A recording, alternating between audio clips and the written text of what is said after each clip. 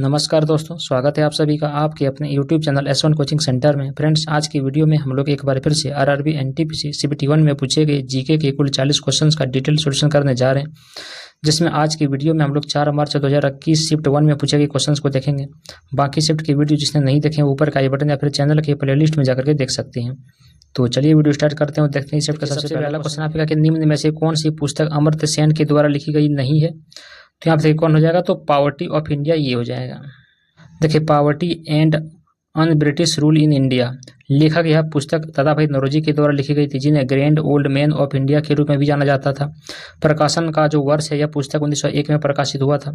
Focus, इसने भारत पर British शासन के आर्थिक प्रभाव की आलोचना किया, विशेष कर यह कि ब्रिटिश नीतियों ने भारत के धन और संसाधनों को नष्ट कैसे किया था, इसके बारे में बताया गया है। उसके बाद जान लीजिए कि अवधारणा, इस पुस्तक ने ड्रेन थ्योरी प्रस्तुत की, जिसमें बताया गया है कि कैसे ब्रिटिश ने अपने 200 साल के शासन में भारत के धन को शासन किया है। दादाभाई नौरोजी की भूमिका, वह न केवल एक पारसी विद्वान थे बल्कि भारत के आधिकारिक राजदूत और ब्रिटिश संसद के लिबरल पार्टी के सदस्य भी थे। क्वेश्चन नंबर 2 यहाँ पे कहा कि निम्न में से कौन सा रोग जो है बैक्टीरिया के कारण होता है। तो देखिए, एक नंबर है प्लेग, दूसरा नंबर टाइफाइड, तीसरा नंबर मलेरिया। तो देखिए, बैक्टीरिया के कारण ये दोनों होता है, प्लेग और टाइफाइड, ठीक है। यानी कि यहाँ पे केवल 1 और 2 इसका सही हो जाएगा। देखिए, मलेरिया यह एक प्रोटोजोवन प्लाज्मोडियम प्रजाति के कारण होता है और इसके संवाहक एजेंट मादा एनीफिलीज मच्छर होते हैं। लक्षण, बीमारी, कांपने वाली, ठंड लगना, सिर दर्द, मांसपेशियों में दर्द, मिचली, उल्टी, ये सब इसका लक्षण हो जाएगा बीमारी। क्वेश्चन नंबर 3 यहाँ पे कहा कि निम्न में से कौन सा कथन यहाँ पे सही नहीं है, ये बताना है। तो यहाँ पे देखिए, मनुष्य की आंख लाल रंग के लिए सबसे अधिक सुग्राही होता है। उसके बाद दूसरा, दृष्टि निर्बंध 1/16 सेकंड होता है। तो यहाँ पे देखिए कौन होगा, तो केवल एक यहाँ पे सही हो जाएगा। देखिए, दृष्टि निर्बंध उस परिघटना को संदर्भित करता है जहाँ किसी वस्तु की छवि रेटिना पर थोड़े समय तक बनी रहती है, जबकि वास्तविक छवि जो हटा दी जाती है। सामान्यतः मानव आंख की दृष्टि की जड़ता जो 1/16 सेकंड होती है। उसके बाद जान लीजिए कि दृष्टि की दृढ़ता ऑप्टिकल घटना होती है जहां गति का भ्रम पैदा होता है, क्योंकि मस्तिष्क कई स्थिर छवियों को एक के रूप में व्याख्या करता है। मानव आंख और मस्तिष्क के प्रति सेकंड केवल 12 अलग अलग छवियों को संसाधित कर सकता है। एक छवि को 1 सेकंड के 1/16 के लिए बनाए रख सकता है। उसके बाद क्वेश्चन नंबर 4 यहाँ पे कहा कि शैवाल के किस वर्ग को सामान्यतः हरा शैवाल कहा जाता है। तो क्लोरोफाइसी को कहा जाता है। देखिए, क्लोरोफाइसी के सदस्यों को सामान्यतः हरा शैवाल कहा जाता है। इस वर्ग में लगभग 7000 प्रजातियां मौजूद है। क्लोरोफाइसी के लक्षण और विशेषताओं पर नीचे चर्चा किया गया है। देखिए, वे आमतौर पर क्लोरोफिल, कैरोटीन और जैंथोफिल की उपस्थिति के कारण हरे होते हैं। इनका आरक्षित खाद्य पदार्थ स्टार्च का होता है। उसके बाद जान लीजिए कि क्लोरोफाइसी परिवार के सदस्य जो है थैलस संगठन की एक विविध श्रृंखला प्रदर्शित करते हैं। अधिकांश सदस्य जो है फिलामेंट्स होते हैं। उनके पास शिखर कशाभिका होती है जिसका आकार 2 से 8 तक होता है इसमें। उसके बाद जान लीजिए कि क्लोरोफाइसी के सदस्य अलग अलग तरीके से वानस्पतिक और लैंगिक और लैंगिक रूप में प्रजनन करते हैं। उदाहरण के लिए देख लीजिए यहाँ पे क्लेमाइडोमोनास हो जाएगा, क्लोरेला हो जाएगा, उसके बाद वालवॉक्स हो जाएगा, ये सब उदाहरण में होगा। क्वेश्चन नंबर 5 यहाँ पे कहा कि वह प्रक्रिया जिसके द्वारा 2 अघुलनशील तरल पदार्थ मिश्रित हो जाते हैं जबकि एक दूसरे के भीतर छोटी बूंद के रूप में फैल जाते हैं के रूप में जाना जाता है। तो पायसीकरण के रूप में जाना जाता है। देखिए, पायसीकरण वह प्रक्रिया है जिसके द्वारा 2 अघुलनशील तरल पदार्थ मिश्रित होते हैं और एक तरल दूसरे तरल के भीतर छोटी बूंदों के रूप में फैल जाता है। इस प्रक्रिया का जो उपयोग है अक्सर खाद्य उद्योग में मेयोनीज, सलाद, ड्रेसिंग और सॉस जैसे उत्पादन बनाने के लिए करा जाता है। पायसीकरण एक पायसीकारी एजेंट जैसे कि अंडे की जर्दी या सरसों का उपयोग करके प्राप्त किया जा सकता है, जो मिश्रण को स्थिर करने में मदद करता है। क्वेश्चन नंबर 6 यहाँ पे कहा कि कीट किसके द्वारा सांस लेते हैं। तो श्वसन छिद्र के द्वारा सांस लेते हैं कीट। तो कीट जो है उस श्वसन छिद्र के माध्यम से सांस लेते हैं जो उनके शरीर के किनारों पर स्थित छोटे उद्घाटन होते हैं। ये श्वसन छिद्र श्वसन नालिकाओं के एक नेटवर्क से जोड़ते हैं जो ऑक्सीजन को सीधे ऊतक तक पहुंचाते हैं। श्वसन छिद्र गैसों के आदान प्रदान में सहायता करते हैं जिससे ऑक्सीजन अंदर और कार्बन डाइऑक्साइड बाहर निकलता है। उसके बाद जान लीजिए कि कीटों में फेफड़े नहीं होते हैं, इसके स्थान पर वे श्वसन के लिए श्वसन छिद्र और श्वसन नालिकाओं की इस प्रणाली पर निर्भर करते हैं। श्वसन नालिका प्रणाली अत्यधिक कुशल होता है जिससे कीट अलग अलग वातावरण में पनप सकता है। क्वेश्चन नंबर 7 यहाँ पे कहा कि भौतिक भूगोल की कौन सी शाखा भूमि, रूप और उनके विकास और संबंधित प्रक्रियाओं के अध्ययन के लिए समर्पित हो जाएगा। तो यहाँ पे देखिए ये हो जाएगा भू आकृतिक विज्ञान हो जाएगा। देखिए, भू आकृतिक विज्ञान भौतिक भूगोल की वह शाखा है जो भूमि रूपों और उन्हें आकार देने वाली प्रक्रियाओं का अध्ययन करता है। यह विभिन्न भूमि रूपों जैसे कि पहाड़, घाटी, पठार और मैदानों की जांच करता है, उनकी उत्पत्ति, विकास और वर्गीकरण का विश्लेषण करता है। भू आकृतिक विज्ञान बाहरी और आंतरिक दोनों प्रक्रियाओं की जांच करता है, जिसमें कटाव, अपक्षय, टेक्टोनिक गतिविधि और अवसादन ये सभी शामिल हो जाएगा। उसके बाद जान लीजिए कि यह क्षेत्र भूमि रूपों और मानवीय गतिविधियों के बीच संबंध को समझने में मदद करता है, साथ ही पारिस्थितिक तंत्र पर उनके प्रभाव को भी समझने में मदद करता है। भू आकृतिक विज्ञान अक्सर भूमि रूप विकास या व्यापक अध्ययन करने के लिए भू विज्ञान, जल विज्ञान और जलवायु विज्ञान के उपकरणों का उपयोग करता है। क्वेश्चन नंबर 8 यहाँ पे क्या कि निम्न में से किस रिपोर्ट में सतत विकास की अवधारणा प्रस्तुत किया गया था? तो देखिए हो जाएगा ब्रुटलैंड और रिपोर्ट। ठीक है, ब्रुटलैंड और रिपोर्ट में देखिए सतत विकास की अवधारणा को ब्रुटलैंड रिपोर्ट, जिसे आधिकारिक तौर पर हमारा साझा भविष्य कहा जाता है, के द्वारा लोकप्रिय बनाया गया था। 1987 में पर्यावरण और विकास पर विश्व आयोग द्वारा प्रकाशित रिपोर्ट ने आर्थिक विकास, पर्यावरणीय स्थिरता और सामाजिक समानता के बीच अंतर संबंध पर जोर दिया गया है। रिपोर्ट ने सतत विकास को वह विकास परिभाषित किया जो वर्तमान की आवश्यकताओं को पूरा करता है, बिना भविष्य की पीढ़ियों की अपनी आवश्यकताओं को पूरा करने की क्षमता से समझौता किया। क्वेश्चन नंबर 9 यहाँ पे कहा कि भारतीय शासन अधिनियम के तहत प्रांतीय स्वायत्तता किस वर्ष निर्धारित किया गया था? तो देखिए यह 1935 को निर्धारित किया गया था। देखिए भारतीय स्वशासन अधिनियम 1935 महत्वपूर्ण है क्योंकि इसने ब्रिटिश भारत में प्रांतीय स्वायत्तता की अवधारणा प्रस्तुत किया था। इस अधिनियम ने प्रांतों को अधिक विधायी शक्तियां प्रदान किया था, जिससे उन्हें कुछ क्षेत्रों में अधिक स्वतंत्रता के साथ कार्य करने की अनुमति मिला था। प्रांतीय स्वायत्तता ने प्रांतीय सरकारों को विषय की एक विस्तृत श्रृंखला पर कानून बनाने में सक्षम बनाया, जिससे स्वशासन में सुधार हुआ था। उसके बाद जान लीजिए कि यह अधिनियम स्वशासन की बढ़ती मांगों को पूरा करने और भारतीय स्वतंत्रता आंदोलन का जवाब देने के उद्देश्य से था। 1935 का अधिनियम 1947 में भारत को स्वतंत्रता मिलने से पहले अंतिम प्रमुख संवैधानिक सुधार था। यह क्वेश्चन नंबर 10 यहाँ पे कहा कि खालसा सेवा के सैन्य कमांडर बांदा बिहार बहादुर को किस वर्ष मृत्युदंड दिया गया था? तो ये दिया गया था कब? 1716 ईस्वी को। बंदा बिहार बहादुर को 18वीं शताब्दी के शुरुआती वर्षों में खालसा सेना के एक प्रमुख सैन्य कमांडर थे और उन्होंने सिख इतिहास में महत्वपूर्ण भूमिका निभाई थी। उन्हें 1716 में मुगल अधिकारियों के द्वारा मृत्युदंड दिया गया था जब उन्हें पकड़ा गया था, जो मुगल अत्याचार के खिलाफ संघर्ष में एक महत्वपूर्ण घटना था। पंजाब में सिख शासन स्थापित करने में उनके नेतृत्व और प्रयास सिख संप्रभु के लिए लड़ाई में महत्वपूर्ण थे। उसके बाद जान लीजिए कि बंदा सिंह बहादुर को मुगल साम्राज्य के खिलाफ अपने अभियानों और सामाजिक न्याय और समानता को बढ़ावा देने के प्रयास के लिए याद किया जाता है। वह सिख इतिहास में एक सम्मानित व्यक्ति हैं जो अत्याचार के खिलाफ प्रतिरोध और न्याय की खोज का प्रतीक है। क्वेश्चन नंबर 11 यहाँ पे कहा कि सम्राट अकबर के राजस्व मंत्री कौन थे? तो देखिए हो जाएगा टोडरमल थे। टोडरमल सम्राट अकबर के शासनकाल में राजस्व मंत्री के रूप में कार्यरत थे और मुगल साम्राज्य के प्रशासन में महत्वपूर्ण भूमिका निभाई थी। वे राजस्व प्रणाली में अपने सुधार के लिए जाने जाते हैं, जिसने कर संग्रह को सुव्यवस्थित करने और कृषि उत्पादकता में सुधार करने में सहायता किया था। टोडरमल ने भूमि के उत्पादन के आधार पर भूमि राजस्व वकालत की एक व्यवस्थित पद्धति लागू किया, जिसे बंदोबस्त के रूप में भी जाना जाता था। उसके बाद जान लीजिए कि उनकी नीतियों ने अकबर के शासनकाल के दौरान मुगल साम्राज्य की स्थिरता और समृद्धि में योगदान दिया था। टोडरमल के राजस्व सुधारों ने एक अधिक कुशल कृषि अर्थव्यवस्था की नींव रखा और अकबर की प्रशासनिक विरासत का एक महत्वपूर्ण पहलू माना जाता है। क्वेश्चन नंबर 12 यहाँ पे कि प्रसिद्ध तमिल महाकाव्य शिल्पाधिकारम किसने लिखा था? तो देखिए ये लिखा था इलांगो आदिकल ने लिखा था। देखिए शिल्पाधिकारम तमिल साहित्य के 5 महान कला महाकाव्यों में से एक है जो तमिलनाडु की समृद्ध सांस्कृतिक विरासत को प्रदर्शित करता है। यह इलंगो अधिकल द्वारा रचित है, जो एक प्रसिद्ध कवि और चेरा राजवंश के राजकुमार थे।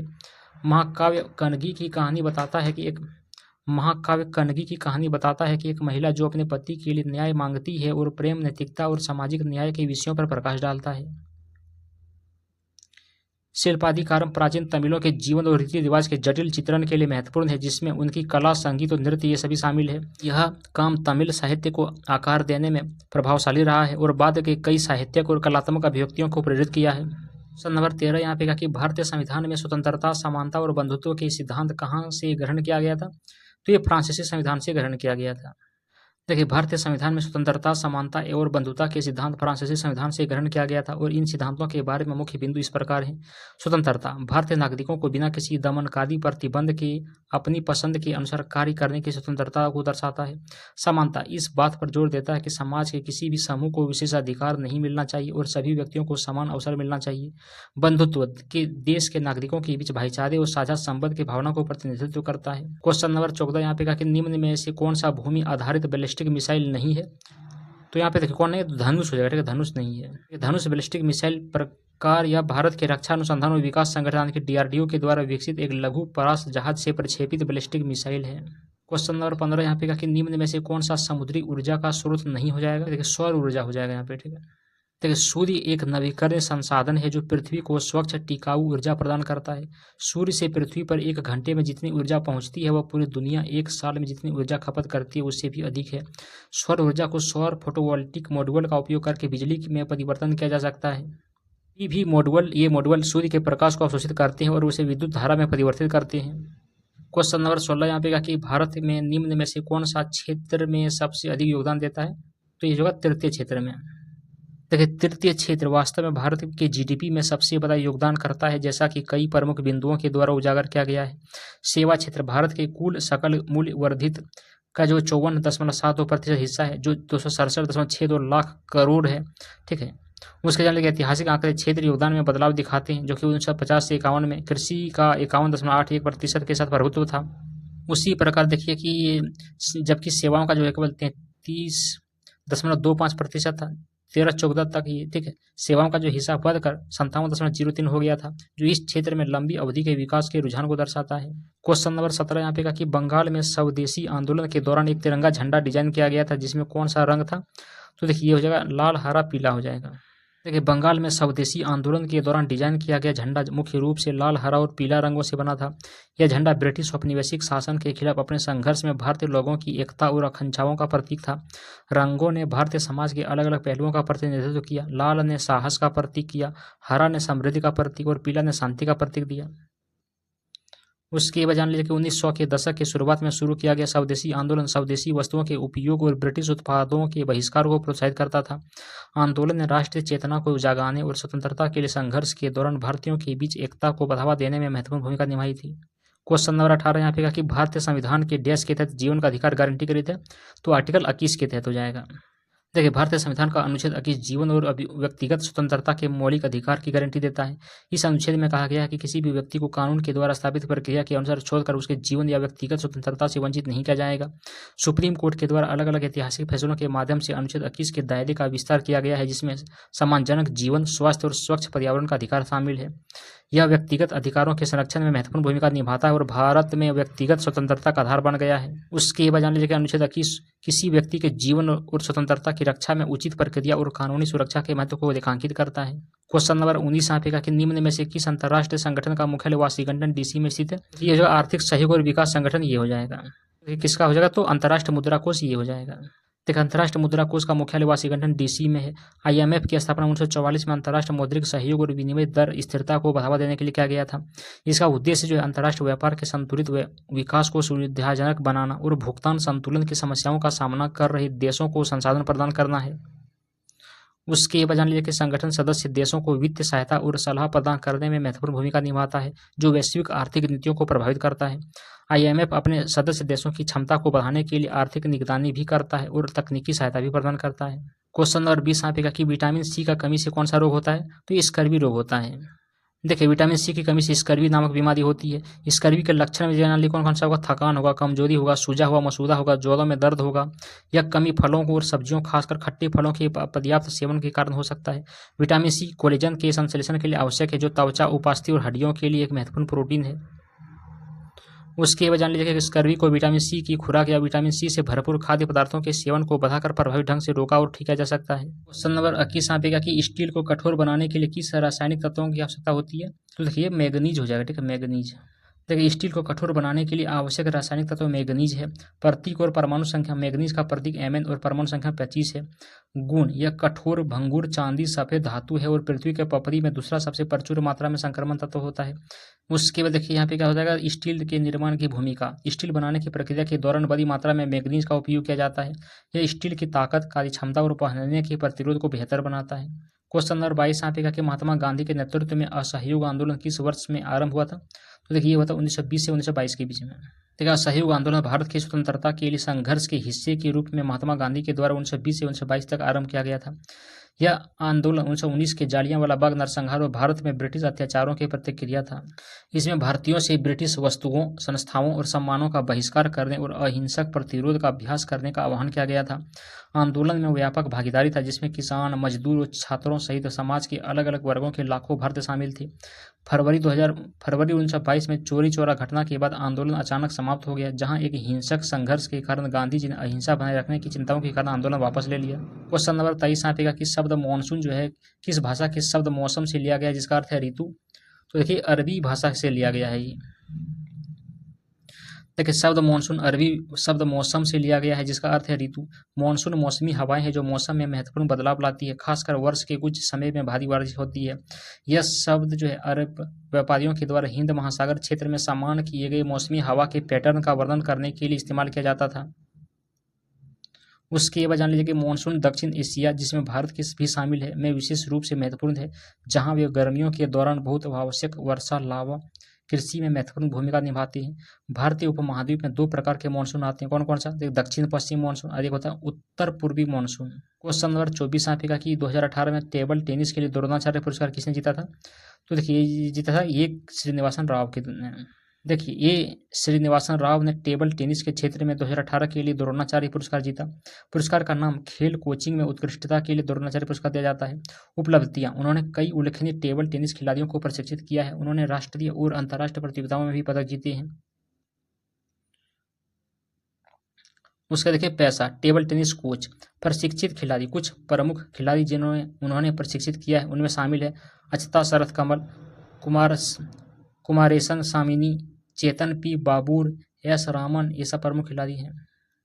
नेहा अग्रवाल, ये सब हो जाएगा। क्वेश्चन नंबर 25 यहाँ पे कि भारत सरकार के मानव संसाधन विकास मंत्रालय के द्वारा डिजाइन किया गया था शिक्षा पोर्टल का नाम क्या हो जाएगा? तो देखिए जो है साक्षात हो जाएगा। देखिए साक्षात जो है भारत सरकार के मानव संसाधन विकास मंत्रालय के द्वारा डिजाइन किया गया एक शिक्षा पोर्टल है। यह सभी शैक्षिक स्तरों पर छात्रों, शिक्षकों और शिक्षार्थियों के लिए संसाधन प्रदान करने वाला एक वन स्टॉप शिक्षा पोर्टल के रूप में कार्य करता है। पोर्टल अलग अलग डिजिटल शिक्षण उपकरण प्रदान करता है, जिसमें ई पुस्तकें, अध्ययन सामग्री और ऑनलाइन पाठ्यक्रम शामिल हैं। उसके बाद जान लीजिए कि साक्षात का उद्देश्य गुणवत्तापूर्ण शैक्षिक सामग्री तक व्यापक सुगमता सुनिश्चित करने के लिए ऑनलाइन शिक्षा और ई लर्निंग को बढ़ावा देना है। यह सरकारी शिक्षा नीतियों और पहलों के बारे में जानकारी प्रसारित करने के लिए एक मंच के रूप में भी कार्य करता है। क्वेश्चन नंबर 26 यहाँ पे कि भारत के किस राष्ट्रपति को मिसाइल मैन के रूप में भी जाना जाता है? तो देखिए ये हो जाएगा डॉक्टर APJ अब्दुल कलाम को। देखिए डॉक्टर APJ अब्दुल कलाम भारत के 11वें राष्ट्रपति को भारत के मिसाइल मैन के रूप में भी जाना जाता है, क्योंकि उन्होंने भारत के मिसाइल विकास में महत्वपूर्ण योगदान दिया था। उन्होंने भारतीय अंतरिक्ष कार्यक्रम में महत्वपूर्ण भूमिका निभाई और अग्नि और पृथ्वी मिसाइलों के विकास में महत्वपूर्ण भूमिका निभाई थी। वे प्रधानमंत्री के मुख्य वैज्ञानिक सलाहकार के रूप में कार्यरत थे और एकीकृत निर्देशित मिसाइल विकास कार्यक्रम के जनक भी थे। उसके बाद जान लीजिए वह कई प्रमुख रक्षा परियोजनाओं का नेतृत्व किया था। कलाम ने भारत के परमाणु हथियार कार्यक्रम विशेष रूप से 1998 में पोखरण में किया था। परमाणु परीक्षण में भी महत्वपूर्ण योगदान दिया था उन्हें विज्ञान और इंजीनियरिंग में उनके योगदान के लिए 1997 में भारत का सर्वोच्च नागरिक सम्मान भारत रत्न से भी सम्मानित किया गया था। क्वेश्चन नंबर 27 यहाँ पे कि जीवित जीवों के वर्गीकरण की मूल इकाई क्या हो जाएगा? तो देखिए जाति हो जाएगा, ठीक है, स्पेसीज। देखिए जाति जीवित जीवों के जैविक वर्गीकरण में वर्गीकरण की सबसे मौलिक इकाई है। जाति को जीवों के एक समूह के रूप में परिभाषित किया जाता है जो प्राकृतिक परिस्थितियों में परस्पर प्रजनन कर सकते हैं और उपजाऊ संतान पैदा कर सकते हैं।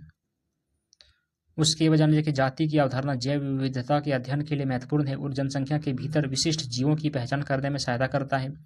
जीवों का वर्गीकरण जाति के स्तर से आरंभ होता है और इसे उच्च स्तरों जैसे कि वंश, परिवार, गण, वर्ग और जगत में व्यवस्थित किया जाता है। प्रत्येक जाति को एक अद्वितीय द्विपद नामकरण दिया जाता है, जिसमें कार्ल लिनियस के द्वारा आरंभ किया गया वर्गीकरण प्रणाली के अनुसार वंश नाम और जाति नाम शामिल है। सभी हो जाएगा। क्वेश्चन नंबर 28 यहाँ पे कहा कि निम्न में से कौन सा अलोह धात्विक खनिज नहीं है? तो यहाँ पे देखिए कौन हो जाएगा? देखिए यहाँ पे अभ्रक हो जाएगा। देखिए अभ्रक एक अधात्विक खनिज है, जबकि सीसा, बॉक्साइट और तांबा अलोह धात्विक खनिज है। अभ्रक का उपयोग सामान्यतः विद्युत और इलेक्ट्रॉनिक उपयोग में विसंहक के रूप में किया जाता है, क्योंकि इसके उच्च तापीय और विद्युत प्रतिरोध गुण होते हैं। अभ्रक आग्नेय, अवसादी और रूपांतरित चट्टानों में पाया जाता है और मुख्य रूप से पेग्मेटाइट जमा से खनन किया जाता है। भारत दुनिया में अभ्रक का सबसे बड़ा उत्पादक है, विशेषकर झारखंड, बिहार और राजस्थान राज्यों में। और इसे धात्विक खनिज के रूप में वर्गीकृत नहीं किया जा सकता, क्योंकि इसमें चालकता और आघातवर्धनीयता जैसे विशिष्ट धात्विक गुणों का अभाव होता है। क्वेश्चन नंबर 29 यहाँ पे का कि भारतीय अर्थव्यवस्था में निम्न में से किस सेवा क्षेत्र के रूप में भी जाना जाता है? तो ये तृतीय क्षेत्र को हो जाएगा। देखिए तृतीय क्षेत्र को भारतीय अर्थव्यवस्था में सेवा क्षेत्र के रूप में भी जाना जाता है। इस क्षेत्र में ऐसे उद्योग सम्मिलित होते हैं जो सेवाएं प्रदान करते हैं, न कि वस्तुएं, जैसे बैंकिंग, शिक्षा, स्वास्थ्य सेवा और IT सेवाएं हो जाएगा। तृतीय क्षेत्र भारत के सकल घरेलू उत्पाद में सबसे बड़ा योगदानकर्ता बन गया है, जो अर्थव्यवस्था में 50% से अधिक योगदान देता है। उसके बाद जान लीजिए कि यह क्षेत्र विशेष रूप से शहरी क्षेत्रों में रोजगार के अवसर प्रदान करने में महत्वपूर्ण भूमिका निभाता है और विनिर्माण और कृषि जैसे अन्य क्षेत्रों का समर्थन करता है। भारत में प्रौद्योगिकी, बुनियादी ढांचे और वैश्वीकरण में प्रगति ने तृतीय क्षेत्र के तेजी से विकास को प्रेरित किया है। क्वेश्चन नंबर 30 यहाँ पे का कि देखिए Tata iron and steel company का निर्माण किस वर्ष हुआ था? देखिए ये हुआ था 1907 ईस्वी को। देखिए Tata iron and steel company का निर्माण 1907 में जमशेदजी टाटा के द्वारा किया गया था। टिस्को की स्थापना जमशेदपुर, झारखंड में हुआ था और यह भारत की सबसे बड़ी स्टील उत्पादक कंपनियों में से एक है। यह भारत की पहली निजी स्वामित्व वाली स्टील कंपनी थी और इसने भारत के आधुनिक प्रौद्योगिकी विकास का नींव रखा था। 2005 में टिस्को का नाम बदलकर टाटा स्टील लिमिटेड कर दिया गया, ताकि इसके वैश्विक विस्तार और आधुनिकीकरण को दर्शाया जा सके। उसके बाद यहाँ पे क्या कि टाटा स्टील उद्योग में अपने नवाचार के लिए जाना जाता है, जो स्थिरता, उन्नत तकनीक और सामाजिक जिम्मेदारी पर केंद्रित है। क्वेश्चन नंबर 31 यहाँ पे क्या कि निम्न में से किस राज्य में भारत के सबसे समृद्ध हेमेटाइट भंडार उपस्थित है? तो ये ओडिशा हो जाएगा। देखिए ओडिशा में भारत के सबसे समृद्ध हेमेटाइट भंडार है, जो लगभग 60 से 70% लोहे की मात्रा वाला एक प्रकार का लौह अयस्क है।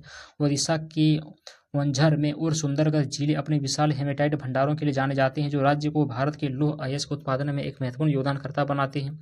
ओडिशा भारत के कुल लौह अयस्क उत्पादन का 50% से अधिक हिस्सा है, जिसमें हेमेटाइट उत्पादन का एक प्रमुख हिस्सा हो जाएगा। उसके बजाय देखिए राज्य के हेमेटाइट भंडार भारत के इस्पात उद्योग के लिए महत्वपूर्ण है, जो प्रमुख इस्पात उत्पादकों को कच्चा माल प्रदान करता है। इन भंडारों ने बड़े पैमाने पर खनन कार्यों को आकर्षित किया है, जो राज्य की अर्थव्यवस्था और रोजगार में महत्वपूर्ण योगदान देता है। क्वेश्चन नंबर 32 यहाँ पे क्या कि 2011 की भारत की जनगणना के अनुसार केरल का लिंगानुपात प्रति 1000 पुरुषों पर महिलाओं की संख्या कितना हो जाएगा? तो 1084 हो जाएगा। देखिए 2011 की भारत की जनगणना के अनुसार केरल में प्रति 1000 पुरुषों पर 1084 महिलाएं हैं, जो सभी भारतीय राज्यों में सबसे ज़्यादा है। राज्य में अलग अलग सामाजिक और शैक्षिक कार्यों के कारण केरल में लिंगानुपात लगातार जो है महिलाओं के पक्ष में रहा है। राज्य की उच्च साक्षरता दर विशेष रूप से महिलाओं के बीच इस उच्च लिंगानुपात के प्रमुख कारणों में से एक है। उसके बाद जान लीजिए कि केरल का लिंगानुपात 2011 की जनगणना के अनुसार प्रति 1000 पुरुषों पर 940 महिलाएं की राष्ट्र औसत से अधिक रहा है। यह अनुकूल लिंगानुपात केरल में प्रगतिशील सामाजिक नीतियों, स्वास्थ्य सेवा पर ध्यान केंद्रित करने और महिला सशक्तिकरण पहलों को दर्शाता है। क्वेश्चन नंबर 33 यहाँ पे कि बाघ संरक्षण के प्रति जागरूकता बढ़ाने के लिए वैश्विक बाघ दिवस कब मनाया जाता है? तो 29 जुलाई को मनाया जाता है। देखिए वैश्विक बाघ दिवस हर साल 29 जुलाई को बाघ संरक्षण की अवधारणा के बारे में जागरूकता बढ़ाने के लिए मनाया जाता है।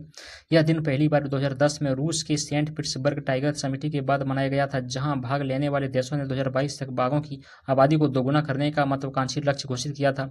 और इसका जो उद्देश्य है बाघों के प्राकृतिक आवास की सुरक्षा के लिए एक विश्वव्यापी प्रणाली को बढ़ावा देना और बाघ संरक्षण के मुद्दों के बारे में जन जागरूकता बढ़ाना हो जाएगा। उसके बाद जान लीजिए यहाँ पे कि भारत जो दुनिया के 70% से अधिक बाघों का घर है, बाघ संरक्षण के प्रयासों में महत्वपूर्ण भूमिका निभाता है और इस दिन को विभिन्न कार्यक्रमों के साथ मनाया जाता है। वैश्विक बाघ दिवस 2023 का जो विषय है टिकाऊ ग्रह के लिए बाघों को बनाए रखना है, sustaining tigers for the sustainable planet, ये हो जाएगा। क्वेश्चन नंबर 34 यहाँ पे कि किस कांग्रेस अधिवेशन में महात्मा गांधी ने अन्य नेताओं के खिलाफ और स्वराज के समर्थन में असहयोग आंदोलन आरंभ करने के लिए राजी किया था? तो देखिए ये हो जाएगा कोलकाता अधिवेशन में। देखिए 1920 के कोलकाता अधिवेशन में महात्मा गांधी ने कांग्रेस के नेताओं को असहयोग आंदोलन अपनाने के लिए राजी किया था। लाला लाजपत राय इस विशेष सत्र के अध्यक्ष थी। इस आंदोलन का उद्देश्य ब्रिटिश शासन का विरोध करना था, खासकर खिलाफत के समर्थन में और स्वराज की मांग के लिए। इस सत्र ने भारत के स्वतंत्रता संग्राम में एक महत्वपूर्ण मोड़ को चिन्हित किया, क्योंकि गांधी जी के अहिंसक प्रतिरोध के विचारों ने महत्वपूर्ण पकड़ बनाया था। उसके बजान लीजिए कि यह आंदोलन हिंदुओं और मुसलमानों को एकजुट करने का भी प्रयास करता था, क्योंकि खिलाफत मुद्दा मुस्लिम आबादी को आकर्षित करता था। असहयोग आंदोलन को आधिकारिक तौर पर 1920 में कोलकाता अधिवेशन के प्रस्ताव के बाद आरंभ किया गया था। क्वेश्चन नंबर 35 यहाँ पे क्या कि अंतर्राष्ट्रीय पुनर्निर्माण और विकास बैंक को सामान्यतः किस नाम से जाना जाता है? तो देखिए वर्ल्ड बैंक हो जाएगा। देखिए अंतर्राष्ट्रीय पुनर्निर्माण और विकास बैंक वर्ल्ड बैंक समूह के 5 संगठनों में से एक है। यह 1944 में द्वितीय विश्व युद्ध के बाद यूरोप के पुनर्निर्माण में सहायता करने के लिए स्थापित किया गया था और अब एक वैश्विक विकास सहकारी के रूप में कार्य करता है। IBRD विकास परियोजनाओं के लिए विकासशील देशों को वित्तीय और तकनीकी सहायता प्रदान करता है। IBRD मध्यम आय वाले और क्रेडिट योग्य निम्न आय वाले देशों को अनुकूल शर्तों पर ऋण जारी करता है। वर्ल्ड बैंक को वस्तुतः बोलचाल की भाषा में IBRD के रूप में संदर्भित किया जाता है, यद्यपि यह व्यापक विश्व बैंक समूह का भाग है, जिसमें IDA, IFC, MIGA और ICSID भी शामिल है। नंबर 36 यहाँ पे कि एयर इंडिया का लोगो क्या हो जाएगा? तो देखिए एक उड़ता हुआ हंस है जिसके अंदर कोनार का पहिया हो जाएगा, ये हो जाएगा। देखिए एयर इंडिया लोगो में एक शैलीबद्ध उड़ता हुआ हंस जो एक अनुग्रह और सुंदरता का प्रतीक है। लोगो के अंदर कोणार्क का पहिया का चित्रण है, जो भारत के ओडिशा में स्थित एक प्रसिद्ध सूर्य मंदिर है। डिजाइन जो है भारत के समृद्ध सांस्कृतिक विरासत और विमानन और यात्रा से इसके संबंध को दर्शाता है। उसके बजाय लीजिए लोगों को एयर इंडिया के लिए एक मजबूत ब्रांड पहचान बनाने के लिए डिजाइन किया गया था, जो आधुनिकता और परंपरा दोनों का प्रतिनिधित्व करता है। यह एक प्रतिष्ठित प्रतीक है जिसे विश्व स्तर पर पहचाना जाता है, जो एयर इंडिया को भारत के राष्ट्रीय एयरलाइन के रूप में दर्शाता है। क्वेश्चन नंबर 37 यहाँ पे कि भारतीय संविधान के अनुसार निम्न में से कौन सा मौलिक अधिकार नहीं है? तो यहाँ पे देखिए कौन हो जाएगा? यहाँ पे देखिए सामान्य न्याय और निःशुल्क कानूनी सहायता, ये हो जाएगा। देखिए भारतीय संविधान का अनुच्छेद 39 ये जो समान न्याय और निःशुल्क कानूनी सहायता से संबोधित करता है। अनुच्छेद 39 ये भारतीय संविधान के भाग 4 का हिस्सा है, जो राज्य को नीति निर्देशक तत्वों को रेखांकित करता है। उद्देश्य अनुच्छेद 39 ये उन नागरिकों को समान न्याय और निःशुल्क कानूनी सहायता की गारंटी देता है जो आर्थिक या अन्य अक्षमताओं के कारण न्याय तक पहुँचने में असमर्थ होता है। उसके बाद जान लीजिए कि संविधान में समावेश संविधान 42वां संशोधन अधिनियम के माध्यम से 1976 में अनुच्छेद को संविधान में जोड़ दिया गया था। क्वेश्चन नंबर 38 यहाँ पे कि सकल राष्ट्रीय उत्पाद से मूल्य ह्रास को घटाने को क्या कहा जाता है? तो देखिए कहेगा शुद्ध राष्ट्रीय उत्पाद कहलाएगा। देखिए शुद्ध राष्ट्रीय उत्पाद की गणना सकल राष्ट्रीय उत्पाद से मूल्य ह्रास घटाकर किया जाता है। मूल्य ह्रास समय के साथ स्थिर संपत्तियों के मूल्य में कमी को दर्शाता है। ये बात जान लीजिए शुद्ध राष्ट्रीय उत्पाद एक राष्ट्र के आर्थिक प्रदर्शन का अधिक सटीक प्रतिबंध प्रदान करता है, क्योंकि यह उपभोग और निवेश के लिए उपलब्ध टिकाऊ आय पर विचार करता है। उसके बाद शुद्ध राष्ट्रीय उत्पाद जो है नीति निर्माताओं के लिए आर्थिक स्वास्थ्य और संसाधन आवंटन का आकलन करने के लिए एक महत्वपूर्ण संकेतक है। इसका उपयोग राष्ट्रीय खातों में पूंजी उपभोग के लिए लेखांकन करते हुए वस्तुओं और सेवाओं के कुल उत्पादन को समझने के लिए किया जाता है। क्वेश्चन नंबर 39 यहाँ पे खाद्य पैकेट पर NPK अक्षर क्या दर्शाता है? तो देखिए ये दर्शाता है नाइट्रोजन, फास्फोरस और पोटेशियम को। देखिए NPK पौधों के विकास के लिए आवश्यक 3 आवश्यक पोषक तत्वों को दर्शाता है, नाइट्रोजन, फास्फोरस और पोटेशियम। नाइट्रोजन पत्तियों और तनों के विकास के लिए महत्वपूर्ण है, जो हरे भरे पत्तों को बढ़ावा देता है। फास्फोरस जड़ों के विकास, फूल के निर्माण और समग्र पौधे ऊर्जा हस्तांतरण के लिए महत्वपूर्ण होता है। उसके बाद जान लीजिए कि पोटेशियम पौधे कोशिकाओं के समग्र कामकाज में मदद करता है, जिसमें पानी का नियमन और रोग प्रतिरोधक क्षमता शामिल होता है। उसके बाद इस शिफ्ट का आखिरी क्वेश्चन नंबर 40 यहाँ पे क्या कि 2018 में राजीव गांधी खेल रत्न पुरस्कार किस भारतीय क्रिकेटर खिलाड़ी को दिया गया था? देखिए विराट कोहली को दिया गया था। देखिए 2018 में भारतीय क्रिकेटर विराट कोहली को राजीव गांधी खेल रत्न पुरस्कार मिला था। यह पुरस्कार भारत का सर्वोच्च खेल सम्मान पुरस्कार है। इस पुरस्कार में पदक, प्रमाण पत्र और 25 लाख रुपये का नगद पुरस्कार शामिल होता है। 2018 में अन्य प्राप्तकर्ता देखिए मीराबाई चांद को भी मिला था। तो बस इतना ही था फ्रेंड्स। कैसे लगा ये वीडियो कमेंट करके जरूर बताइएगा। चलिए मिलते हैं अगली वीडियो में अगले शिफ्ट के क्वेश्चंस को लेकर के, तब तक के लिए धन्यवाद। जय हिंद।